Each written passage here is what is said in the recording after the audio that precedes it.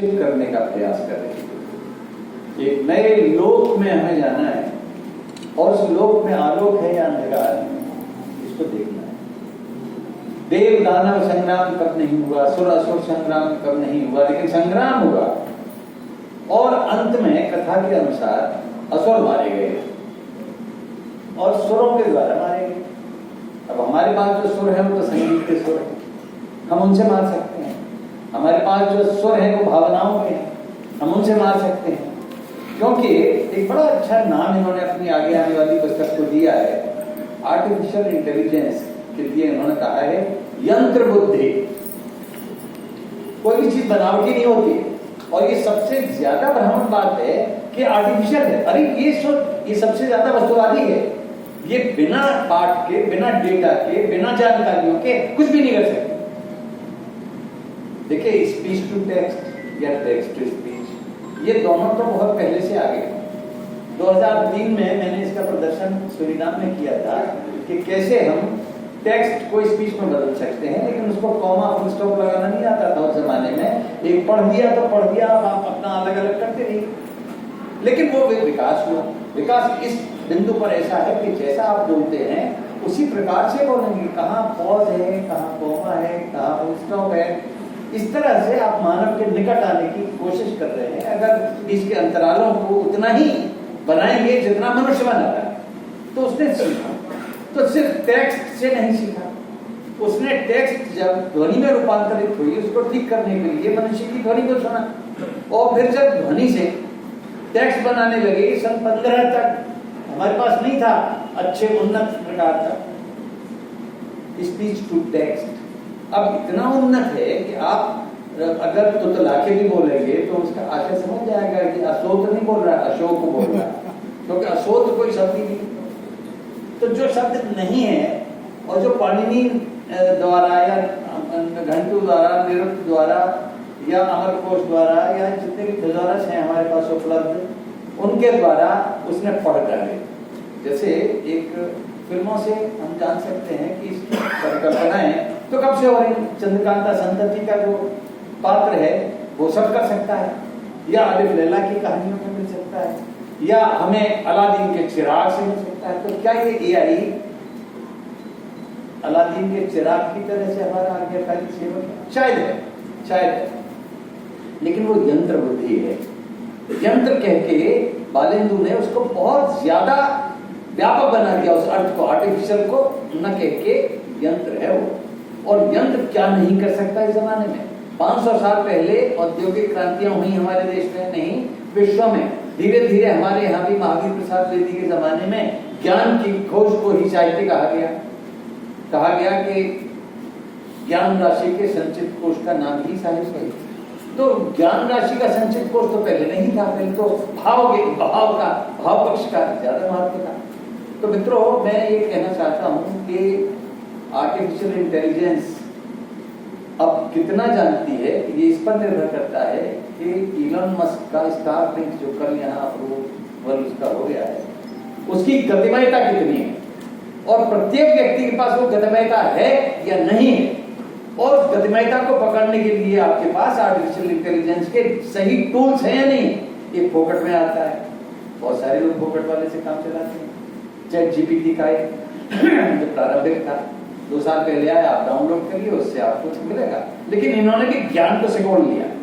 बेटा ऐसे नहीं लगेगा, थोड़ा और जानना चाहते हो तो $10 प्रति महीना, और ज्यादा जानना चाहते हो तो 20 दो, फिर आपको चैट जीपीटी का O4 मिल जाएगा। अब तो O4 5 आ गया, और चीजें आ जाएंगी। तो ये जो जनरेटिव एआई है जो आपकी कल्पना को साकार करने के लिए अपने आप का दम भरती है, और इसकी सबसे बड़ी खूबी ये है कि ये आपकी किसी भी प्रॉम्प्ट का, किसी भी आदेश का अनुपालन तत्काल करती है, वो भले ही गलत हो। मैं अब से 2-3 साल पहले सर मैंने उससे पूछा कि साहित्य में रस क्या होते हैं, तो उसका उत्तर था कि साहित्य में रस नहीं, रस तो फलों में होते हैं।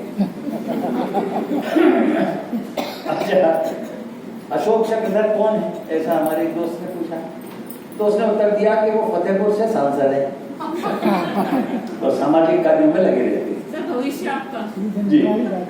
तो कहने और फिर अगर आप उसको डांटे कि नहीं नहीं वो तो एक कवि है, तो मैं क्षमा चाहता हूँ, I apologize for that।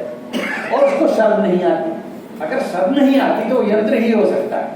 अगर उसको शर्म आती होती तो उसके पास आवेग होता कि मैं लाख तोड़ दूंगा, मैं ये कर दूंगा, मैं ये कर, मुझसे हिम्मत कैसे हुई ऐसा बोलने की। तो एक यंत्र आपको अगर उसको प्रॉम्प्ट उसके मालिक ने, मालिक कौन है, एआई का मालिक कौन है, ये एक सवाल मेरे दिमाग में है। एआई का मालिक कौन है? एआई कौन है? विधाता। हमारे विधाता कुरान को हम जब जानते हैं, लेकिन एआई का मालिक कौन है? तो एक पंक्ति में मेरे जहन में जो परिभाषा आई वो ये कि मनुष्य ने कंप्यूटर बनाए, 1 बनाया, 2 बनाया, 10 बनाए, लाख बनाए, करोड़ बना दिए, और एक कंप्यूटर से उन सबको जोड़ दिया। तो एक कंप्यूटर जो 1 लाख कंप्यूटर्स का विधाता है वो तय करता है, और उसकी गति हमारे दिमाग की गति से, चाचा चौधरी की गति से भी ज्यादा। कहते थे ना कि चाचा चौधरी कंप्यूटर से ज्यादा तेज रफ्तार से सोचते, तो वो चाचा चौधरी वाली, तो हमें कह सकता हूं यही चाचा चौधरी, उसके पास पूरे विश्व का सारा डेटा है। अब डेटा कहां से आया? ये जो कम किया है ना आपके पास हाथ में चलता फिरता जासूस, आपका मोबाइल, ये आपकी वाणी सुनता है। आपको नहीं मालूम कि आपने अगर एक ऑप्शन इसको दे दिया कि मैं आपके माइक्रोफोन का इस्तेमाल कर सकता हूं, और आपने उसको अलाउ कर दिया, तो आप जो बोल रहे हैं हर फोन नहीं करेगा, लेकिन कुछ आगे बढ़े हुए स्तर के फोन में ऐसा होगा। आपका व्हाट्सएप सुनेगा, आपकी बातचीत सुनेगा, वो बातचीत ध्वन्यात्मक संकलन के द्वारा एक बहुत बड़ा कॉर्पस बना देंगे, इतना बड़ा शब्द भंडार, और न केवल हिंदी का, भारत की हर भाषा का, भारत के सारे साहित्य को लाने की कोशिश करेंगे। अभी मैंने चलते चलते सर अपने चैट जीपीटी O4 से पूछा कि आप रस सिद्धांत के बारे में क्या जानते हैं, तो उसने फट से बता दिया, विभावानुभाव संचारी संयोगात रस निष्पत्ति। अरे ये श्लोक, ये लाइन तो समझिए 2000 साल से इस पर बहस हो रही कि रस कैसे पैदा हुआ, निष्पन्न हुआ, उत्पन्न हुआ, हमने उसकी अनुमति की या उसका आरोपण हुआ या साधारणीकरण हुआ या भुक्ति करी, भोग लगाया, जैसे वह खाने का लगाते। तो अब मैंने पूछा कि भाई ये तो बड़ा खतरनाक कौन था, इसको मालूम? क्योंकि एक जमाना वो भी था कि मैंने चैट जीपीटी से कहा कि रस फलों का ही नहीं होता, साहित्य में होता है। अगर तुम कहो तो मैं तुम्हें सिखा सकता हूँ। मैंने वही जैसा संवादात्मक जनरेटिव एआई से का इस्तेमाल करते हुए उससे बात की, उसने झट से हथियार डाल दिए। उसने कहा जी बताइए, मुझे प्रसन्नता हुआ और मेरा भी मक्खन लगाया, आप जैसे विद्वान से बात करके बहुत प्रसन्नता हुआ। यानी उसने भाप लिया कि यह आदमी पढ़ा लिखा है। तो मैंने उसको सिखाना शुरू किया। मेरे पास भारतीय ज्ञान कोश रखा हुआ है जिसमें रस सिद्धांत पर 30-40 पेज हैं।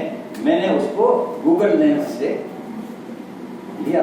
गूगल लेंस एक अलग चीज है, जिस चीज की हम प्रतीक्षा कर रहे थे, हम मरे जा रहे थे मेरे वाले तो कि यार ये होशियार कैसी आना चाहिए, तो हम लोगों ने बनाने की भी कोशिश की, हम होशियार बना लेंगे अपना, भारतीय भाषाओं के लिए एक नया होशियार बना देंगे।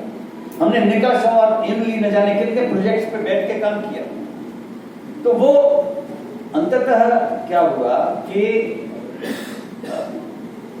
मामला आया इस बात पे उसको सिखाने के मामले में कि मैंने उसको सारे के सारे पेजेस उसको पढ़वा दिए। ये हर बार उसका धन्यवाद प्राप्त किया। कुछ और समझाना चाहते हैं तो समझाइए। पहले वो पूछता था, कुछ और पूछना चाहते हैं तो बताइए। अब उसने कहा कि और कुछ समझाना चाहते हैं तो बताइए। इसका मतलब क्या? इसका मतलब यह हुआ कि प्यास है, ज्ञान की एक अनंत प्यास है, एक हवस की खोपड़ी है, उस खोपड़ी में डेटा जा रहा है। वो हवस की खोपड़ी कभी बंद नहीं होती है। उस हवस की खोपड़ी में जितना डाल दो उतना कम है। सारी भाषाओं का ज्ञान, सारे मनुष्यों का ज्ञान, जितने जीवधारी बोलने वाले मनुष्य नामक प्राणी इस संसार में रहते हैं, उन सबके दिमाग में क्या चल रहा है ये तो नहीं बता पाएगा, लेकिन उसके आसपास क्या है, उसकी भाषा क्या है, उसकी संस्कृति क्या है, उसके रंग क्या है, उसका बोलचाल का तरीका क्या है, ये सब उसके पास भंडार होगा। और अब वो जो विधाता है, वो जो एक कंप्यूटर है, AI बहुत सारे कंप्यूटरों को गवर्न करने वाला एक कंप्यूटर है। अब उस एक कंप्यूटर को अगर इंसान ने गवर्न किया तब तो आप सो रहे हैं। और अगर उसको शेयर दे दी कि बेटा ये जो आया है ना, पहले जेफरी हिंटन ने बहुत काम किया, उसको नोबेल प्राइज मिल गया, और अब उसने बहुत सारी घोषणा पहले ही कर दी थी कि ऐसा होने वाला है, ऐसा होने वाला है, ऐसा होने वाला है। अब तो ये बता कि जो जाफरी नाम की ट्रेन बलूचिस्तान में रोक ली गई है, जाफरी एक्सप्रेस, जेफरी भी नहीं बता सकते, जाफर एक्सप्रेस। अब जाफर एक्सप्रेस को बलूची आंदोलनकारियों ने रोक लिया है। अब उनका भविष्य क्या है ये नहीं बता सकता। ड्रोन उस पर आक्रमण करेगा या नहीं करेगा नहीं बता सकता है, क्योंकि हम 5 बंधकों के लिए 1000, 2000, 3000 लाख लोगों की हत्या कर सकते हैं, ऊपर से बम बरसा सकते हैं। तो वो 5 ज्यादा जरूरी थे या ये ज्यादा जरूरी थे? कई बार फिर मारे जाते हैं दोनों के दोनों, ड्रोन भी मार देगा और AI फिर अगर निर्णय लेने लगा, एल्गोरिथम लगाने लगा, तो वो कहेगा यार ये 5 मर जाए तो इससे क्या फर्क पड़ेगा? तो उसका ड्रोन, उसके द्वारा नियंत्रित ड्रोन तत्काल बम वर्षा करेगा AI। तो AI से खतरा ये है कि आपके हृदय में चलने वाली जो जाफर ट्रेन है या लाफ्टर ट्रेन है या ऑफर ट्रेन है या कैसी भी बिना फर की या फर वाली ट्रेन है, उस ट्रेन में जो गतिविधियां हैं, जो संवेदनाएं हैं, जो ज्ञान है, जो समाज शास्त्र है, जो सौंदर्य शास्त्र है, जो मनोविज्ञान है, इन सब को कैसे आप समेकित करके एक साथ ला के दे सकते हैं? तो साहित्य में जो हम चाहते हैं कि AI का इंटरवेंशन कितना हो, कितना नहीं हो, तो ये आपके रचनात्मक लेखन में कितना सहायक होगा। उसने बहुत सारे उपन्यास पढ़ लिए, बहुत सारी कविताएं पढ़ ली, उसने बहुत सारे नाटक न केवल पढ़ लिया बल्कि सुन भी लिया और देख भी लिए। उसके पास ऑडियो विजुअल भी है, उसके पास सामग्री में ऑडियो विजुअल है, साउंड है, और आपकी संवेदनशीलता के जो तंतु हैं उनमें अगर आपकी जो इंद्रिय चेतनाओं के स्रोत हैं, सबसे ज्यादा आंख है, फिर कान है, फिर आपकी जिह्वा है, स्पर्श है, स्वाद है। AI को स्वाद पता नहीं है, मेरे ख्याल से तो नहीं लगेगा, लेकिन वो दिन दूर नहीं है जब वो एल्गोरिथम से बता दे कि इसकी आंखों में इतना पानी आया, इसकी टांग ऐसे हुई, इसने किससे छींक मारी तो मिर्च लग गई है इसको, तो मिर्च का स्वाद बता दे। तो ये एल्गोरिथम से बताएगा, भाव से नहीं बताएगा, अनुभव से नहीं बताएगा। तो अनुभूति शून्य क्या होता है? यंत्र होता है। लेकिन यंत्र अगर दावा करने लगे कि मैं संवेदनशील हूं और मैं कल्पनाशील हूं और मैं हर चीज का राह बता सकता हूं, ठीक है। मेरी एक शिष्या अध्यापिका लगी और वो आई बड़ी मगन, और उसने कहा कि मैं तो हूँ हिंदी विभाग में, लेकिन अपने कॉलेज में मेरी धाक जम गई है, क्योंकि मैं ज्योग्राफी वाले को भी, हिस्ट्री वाले को भी और कॉमर्स वाले को भी सबको प्रोजेक्ट बना के दे देती। मैंने क्या हुआ है? बोले वो मेरे बेटे ने सिखाया, 12 साल का बेटा है, ChatGPT पे वो हर चीज की प्रोग्रामिंग कर देता है और वो सिर्फ प्रॉम्प्ट उसको बना, उसको मालूम है छोटे से बच्चे को कि प्रॉम्प्ट इंजीनियरिंग होती है, और वो कह रहा है कि मैं आगे चल के प्रॉम्प्टिंग वाली इंजीनियरिंग करूंगा। मम्मी ये मेरी कामना है, मैं आपको बता रहा हूँ, मुझे क्योंकि इसी से होता है। अगर आपने बढ़िया प्रॉम्प्ट नहीं बनाया तो आपको रिजल्ट बढ़िया नहीं मिलेगा। AI चाहता है कि मुझे ये बताओ कि उसमें प्यारेलाल जैसा संगीत होगा या SD बर्मन जैसा संगीत होगा, तो ये गाना बना के दीजिएगा आपको। सुनिए.com है, उस पर आप बताइए, एक अपने बोल दे दीजिए।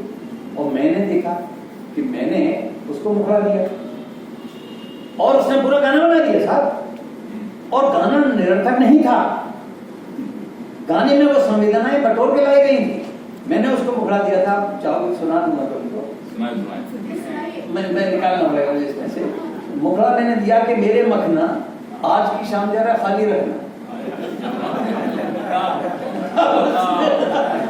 मैंने कहा ये दर्द हमारे युवाओं का बहुत बेसिक दर्द है आजकल, और जब ये बोल रहे होंगे तब मैं उसको निकालूंगा कहाँ मेरे मोबाइल में वो है, लेकिन है, अब मैं भी निकाल सकता हूँ।